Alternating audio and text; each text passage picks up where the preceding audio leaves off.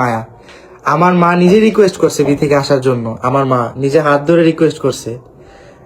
আমি আর কখনো দেখিনি আমার মাকে কাউকে রিকোয়েস্ট করার জন্য এটা করো এটা করো।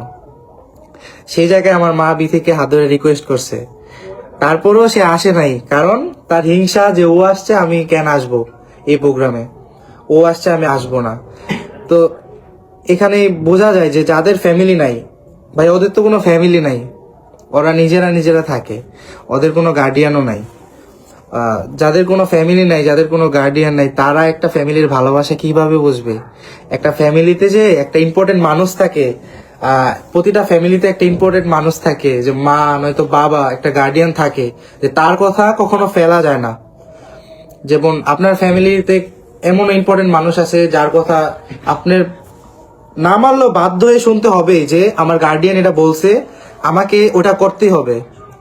তো যাদের কোনো ফ্যামিলি নাই, তারা গার্ডিয়ানের রিকোয়েস্ট কি বুঝবে আর গার্ডিয়ানের ভালোবাসায় কি বুঝবে বলেন?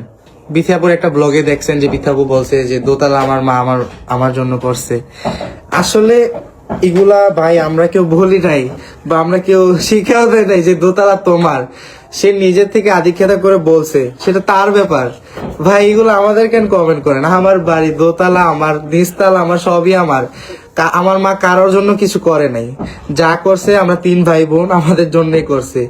কোনো বাইরের পাতানো বোন বা যাই বলেন, কারোর জন্য কিছু করে নাই।